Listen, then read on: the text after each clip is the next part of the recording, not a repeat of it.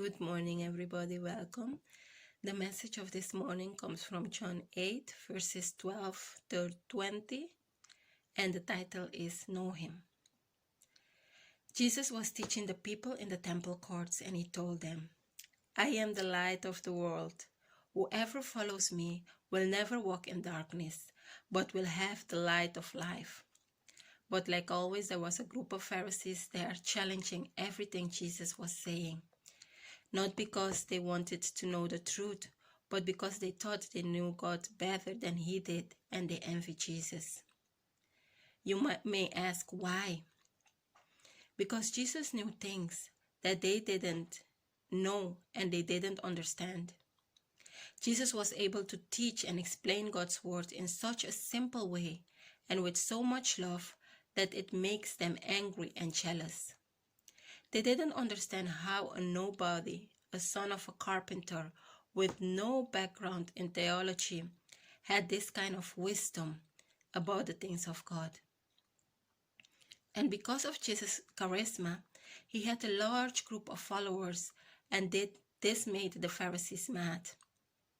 While speaking to Jesus, the Pharisees told him, Here you are, appearing as your own witness. Your testimony is not valid. And Jesus replied, Even if I testify on my own behalf, my testimony is valid. For I know where I came from and where I am going. But you have no idea where I come from or where I am going. You judge by human standards. I pass judgment on no one.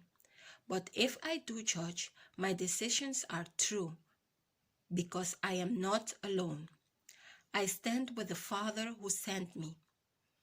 In your own law, it is written, the testimony of 2 witnesses is true. I am one who testify for myself. My other witness is the Father who sent me. When Jesus said this, they asked him, Where is your Father? Jesus answered them, You do not know me or my Father. Jesus replied, If you knew me, you would know my Father also. Jesus could have said, My Father is God in heaven, but he didn't. The reason he didn't do it is to prove to them that they didn't know God. They knew a lot about God, but they didn't have a relationship with God. They didn't know who he really was. They were caught up in their religious duties and thinking. They didn't take time to know God.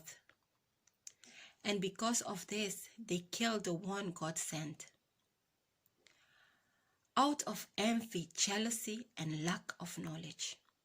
Hosea 4 verses 6 says, My people are destroyed from lack of knowledge.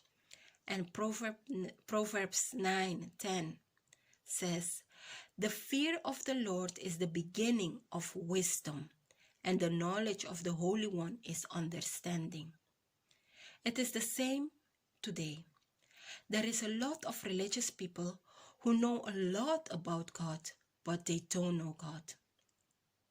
They are killing God's movement and his messengers based on what they think is right. They judge by human standards. They don't seek God's face to get answers. They judge based on what they think they know about God. 1 Corinthians 2 verses 15 till 16 says, The person who with the Spirit makes judgment about all things, but such a person is not subjected to merely human judgments. For who has known the mind of the Lord so to instruct him? This happens in all religions without exceptions. We need to stop putting God in a box. God is God. He does what he wants, with whom he wants, when he wants, and he doesn't require our permission. God is about to do extraordinary things in this time. and he will use unconventional people. But religious people won't recognize it, neither agree with it, because they don't know him. The same way they didn't recognize Jesus as the Son of God. They are too caught up in doctrines, and their spiritual life is dead. They are not taking time to know God. Religion won't save you. Your faith and your relationship with God and Jesus will. It is time to seek God diligently to know him. God bless you and have a wonderful and great week.